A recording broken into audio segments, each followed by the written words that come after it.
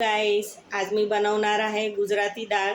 त्याच्यासाठी मी 1 वाटी डाळ घेतली आहे आणि ती धुवून घेतली आहे। आता मी त्याच्यामध्ये आलं मिरचीची पेस्ट टाकणार आहे। 2 मिरच्या घेतल्या आहे मी आणि मिक्सरमध्ये ग्राइंड करून घेतलं आहे।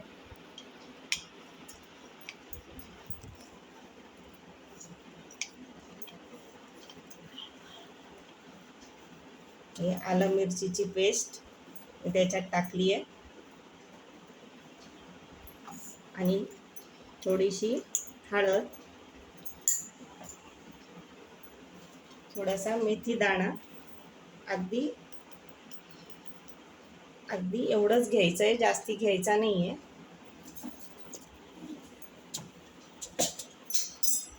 मीठ घालूया म्हणजे डाळ पटापट शिजते। कढीपत्ता टाकू। कढीपत्त्याने फ्लेवर खूप छान येते। आम्ही फ्रेश कढीपत्ता आणलेला आहे।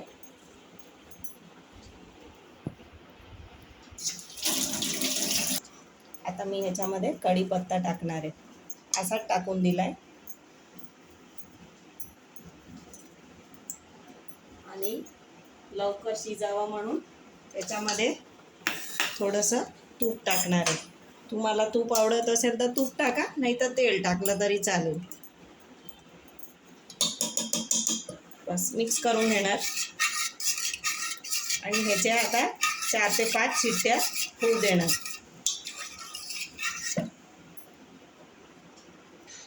आता मी ह्याच्यामध्ये शिजताना आपण डाळ जेव्हा शिजवतो ना तेव्हा धणे पावडर टाकायची। आता मी ह्याच्यामध्ये काय काय टाकलंय, आलं मिरचीची पेस्ट, कढीपत्ता, हळद, मीठ, धणे पावडर, बाकीचे मसाले नंतर टाकूया। आता ही कुकरमध्ये डाळ शिजली आहे, ती मी बरोबर हाताने घोटून आणि ह्याच्यामध्ये ट्रान्सफर केली आहे कढईमध्ये। आणि ह्याच्यामध्ये मी अजून काहीच टाकलेलं नाही, फक्त वरण शिजतानाच सगळे मसाले टाकले होते। आता पुढची प्रोसेस मी दाखवणार आहे। गुजराती डाळ जरा वेगळ्या पद्धतीची असते। आता मी ह्याच्यात टमाटे टाकणार आहे आणि ह्याच्यात टमाटे शिजून सॉफ्ट झाले की मी वरून फोडणी घालणार आहे, ते मी तुम्हाला दाखवेल नंतर। आता हे डाळ उकळायला आली आहे, त्याच्यात मी गरम मसाला टाकणार आहे। गरम मसाला अगदी ऑप्शनल आहे, तुम्हाला वाटलं तर टाका, नाही तर नाही टाकलं तरी चालेल।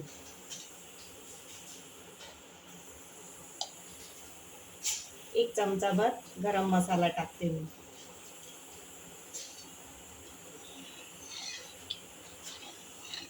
आणि आता आपण हलवून घेऊ त्याला।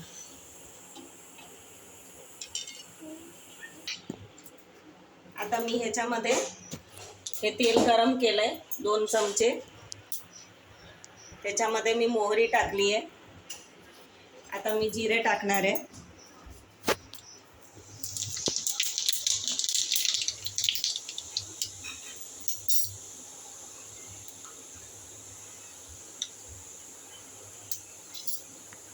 थोडंसं हिंग टाकणार आहे।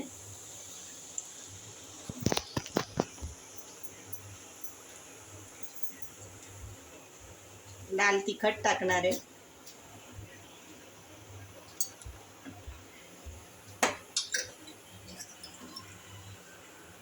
लाल तिखट टाकणार आहे। तुम्हाला कसं तिखट पाहिजे तसं तुम्ही जास्ती कमी करू शकता। आणि आता ही फोडणी मी वरणात टाकणार आहे।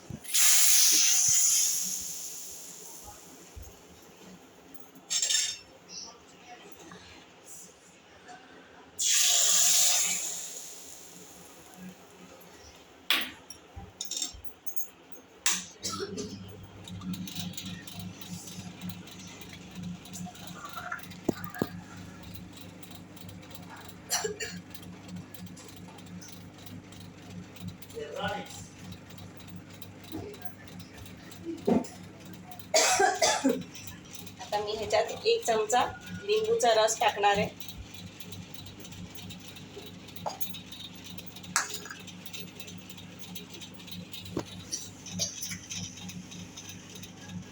आणि आता गुजराती डाळमध्ये मस्त आहे गुळ पावडर, किंवा गुळाचा खडा टाकला तरी चालेल. तुम्हाला जास्ती गोड आवडत असेल तर जास्ती टाकू शकता. तुम्हाला जसं पाहिजे तसं तुम्ही गोड करू शकता. पण गुजराती डाळमध्ये गूळ मस्ट आहे. झाली आता आपली गुजराती डाळ रेडी. प्लीज माझ्या चॅनलला लाईक, शेअर आणि सबस्क्राईब करा.